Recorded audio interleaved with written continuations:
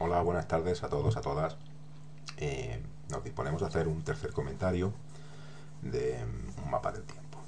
De nuevo, aspectos formales, los recuerdo. Fecha, estamos en marzo, 25 de marzo. Ojo con esta fecha. Es comienzo de primavera. Os recuerdo que el equinoccio se ha producido en torno al día 22-23 de marzo, depende del año, y estamos en pleno equinoccio. Es el segundo día del año en el que la duración de la noche y del día es exactamente la misma. Eso térmicamente implica que estamos en un momento bastante templado. No obstante, la situación de entrada del viento de advección puede cambiar las características térmicas que se corresponderían con esta fecha del año. En segundo lugar, decir que un mapa ya lo medimos en hectopascales, es más reciente, y que describe la presión atmosférica en isobaras, que son estas líneas que están separadas 4 hectopascales o milibares, 4 hectopascales entre una y otra. Y bueno, pues básicamente eso. Vale, vamos a hacer un poquito ahora el análisis del mapa. Primero vamos a empezar con los centros de acción. Claramente tenemos la existencia de exactamente 3 centros de acción. ¿De acuerdo? 3 centros de acción, de los cuales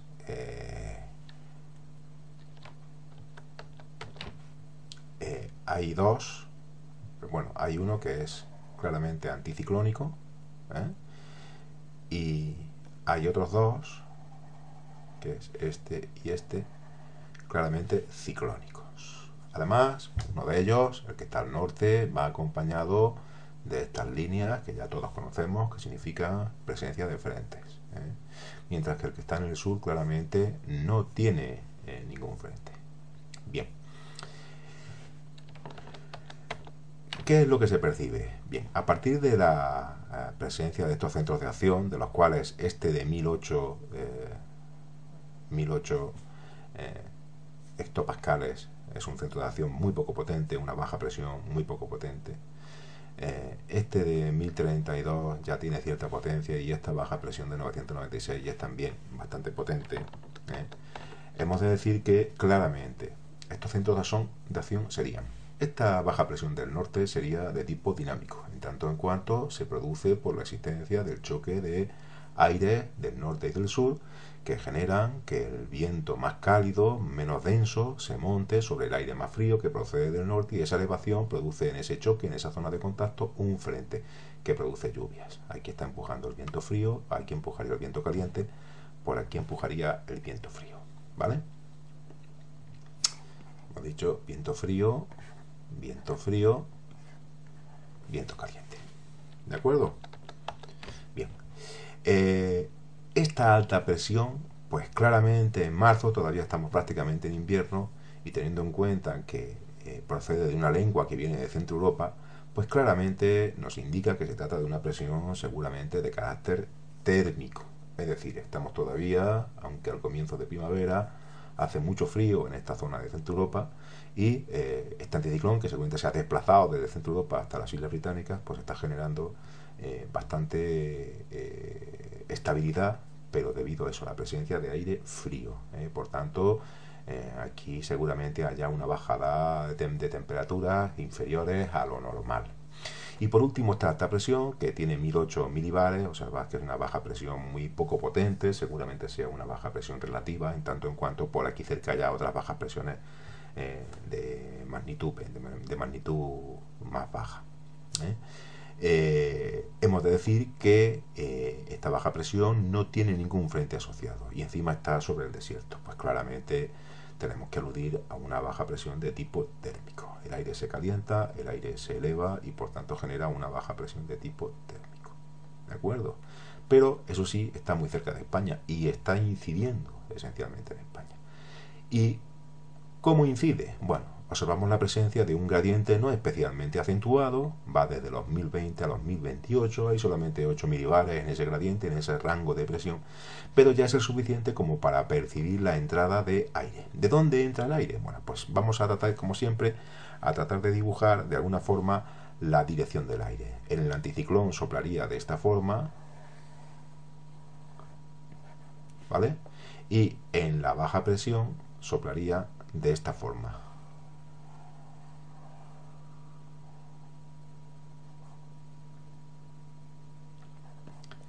Bien, si os dais cuenta, esta dirección hace que todo esto que está aquí y que está aquí y seguramente que está por aquí debajo entre en la península ibérica con esa dirección. Y observemos la advección de aire de origen mediterráneo, de Levante, del este. Cuando eso ocurre, y ya pasaríamos a la...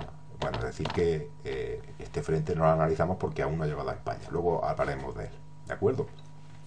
Cuando esto ocurre, cuando hay una advención de entrada por el este, en esta época del año, en verano, primavera, otoño, no tanto en invierno, aunque también puede ocurrir, hemos de decir que no vamos a hablar de una ola de calor, porque hablar en marzo de una ola de calor sería un poco precipitado, pero sí hemos de decir que hay una bondad, un incremento de las temperaturas que empiezan a ser más calientes de lo normal. Punto número 1.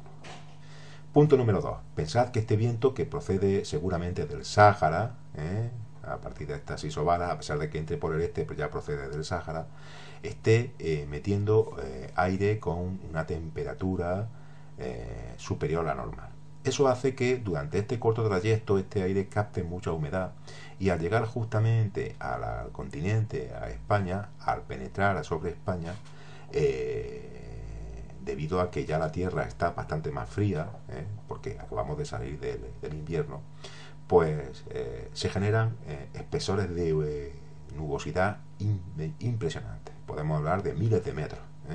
Es lo que se genera como gota, es lo que se conoce como gota fría. Además, seguramente en altura, no estamos analizando este mapa, pero si observáramos el mapa hermano que representa la superficie de los 500 milibares, a unos 5.000 metros de altura, seguramente ya percibiríamos la existencia de una alta presión circulando en altura justamente por aquí, por esta parte de aquí.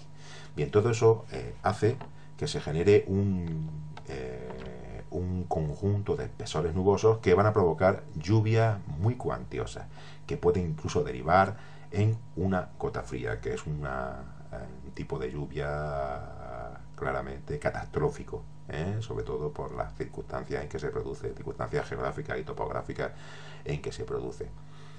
Zonas con mucha pendiente, con muchos barrancos, con mucha montaña, que hace que se generen grandes riadas que pueden llegar a asolar auténticas regiones. Vosotros pensad que una gota fría puede implicar precipitaciones de 100, 100 y pico litros, 150, 160 litros, incluso en algunos casos hasta 200 litros en algunas horas, en poco más de 1 hora o 2 horas, puede llegar a llover tranquilamente eso.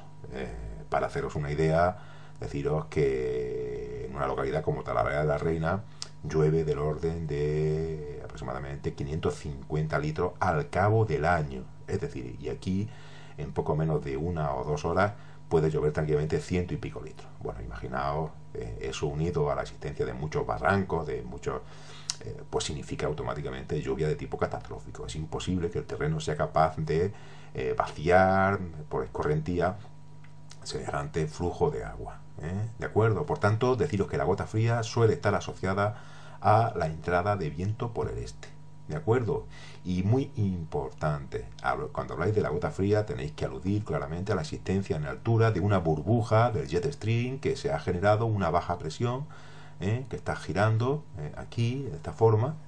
Hablamos de los 5.000 metros de altura y genera pues ese tipo de problema. Bien, pues esto es todo. Venga, muchas gracias.